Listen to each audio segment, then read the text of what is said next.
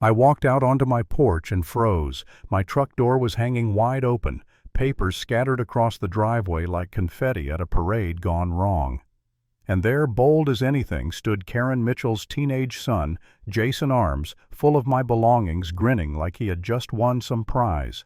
When I demanded to know what he was doing, he didn't even flinch. He just shrugged and said, "It's fine." HOA approved. Those words hit me like a punch to the gut. Hours later, that same kid was in the back of a police cruiser facing felony charges.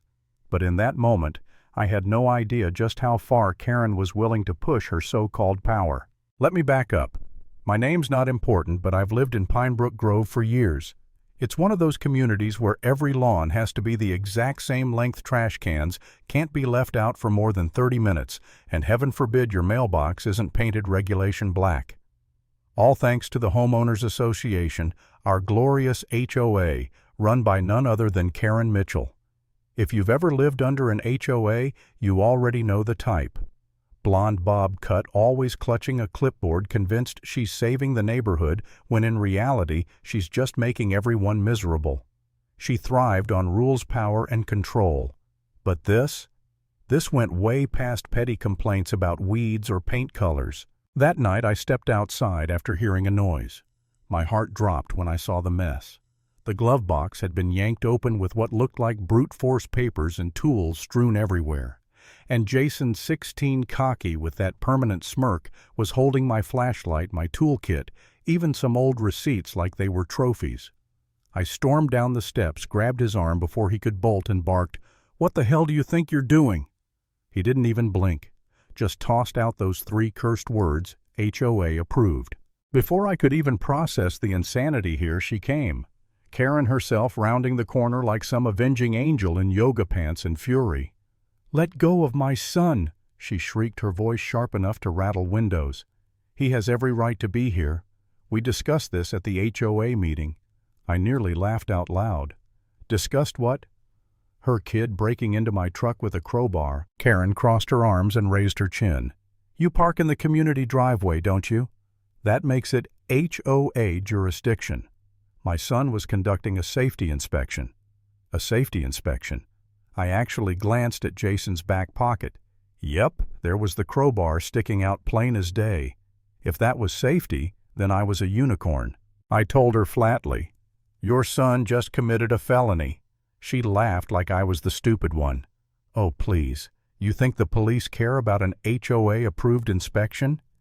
In that moment I realized this wasn't going to end with an apology or some check for damages.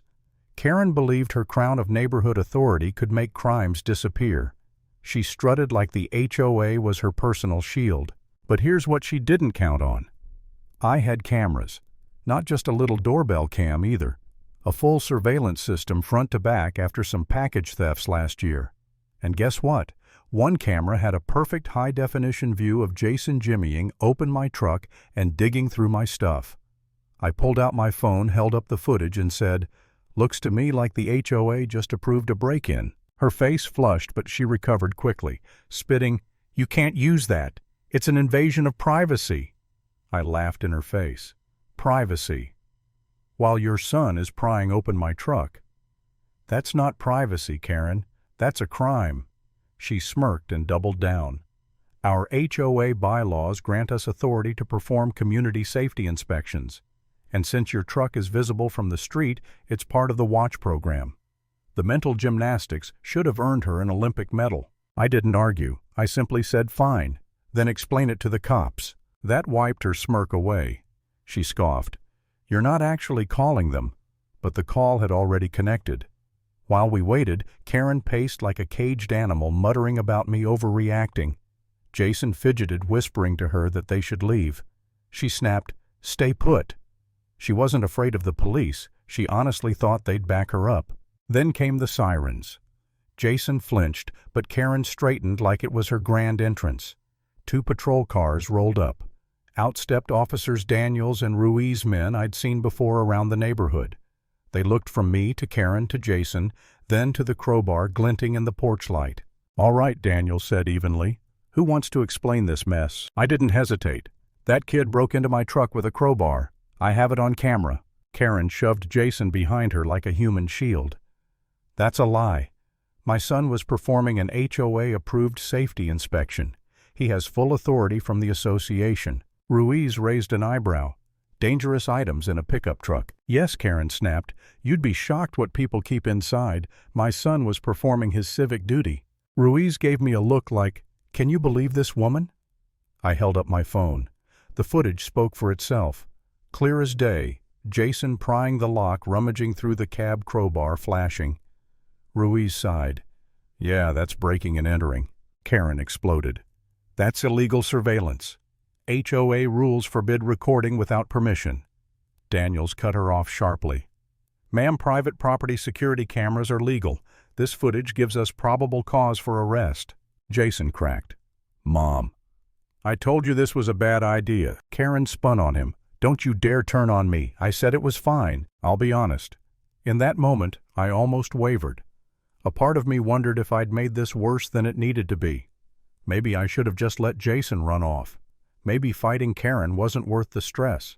That's what she thrived on, making people doubt themselves, making us all think maybe she really did have more power than she did. For a second, I actually felt small, like I was up against something bigger than me. But then Jason's next words snapped me out of it. They're going to find out anyway, he whispered. Ruiz tilted his head. Find out what? Jason's voice shook, but the truth poured out. She's been sending me all over the neighborhood. Garages, sheds, cars. She told me it was all part of the HOA safety patrol. But really I was snooping. And I stole stuff. Tools, chargers, even a wallet. My jaw dropped. This wasn't some dumb teenager messing around. This was an operation. And Karen was the ringleader. Ruiz turned to her stone-faced. Ma'am, is that true? Karen waved her hands like she could brush it away. Oh, please. Just childish mistakes. You can't hold that against him. The HOA will back us up. Daniels shook his head slowly. Ma'am, we don't answer to HOAs. We answer to the law. And the law says your son has committed multiple counts of burglary and theft. Jason broke down sobbing. Karen tried to pull him close, whispering frantically, but Ruiz stepped in gently, taking the boy's arm and producing cuffs. You can't do this. He's a minor, Karen screamed. Yes, ma'am, Daniels said calmly. Which means juvenile court will handle it unless this isn't his first time, Jason wailed. It's not my first time. His whole body shook. The weight of what he'd done crushed him right there on my driveway. Karen lost it. She jabbed her finger at me, her voice cracking with rage.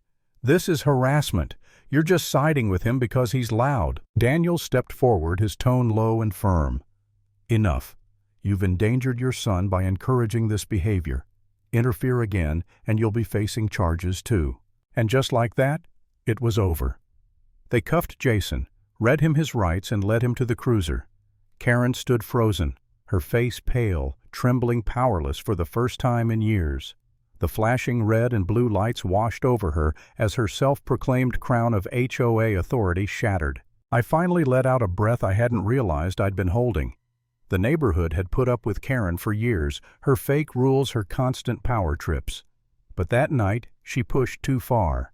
Her empire crumbled under the weight of her own arrogance. Sometimes entitlement destroys itself. And in Pinebrook Grove I watched it happen with my own eyes.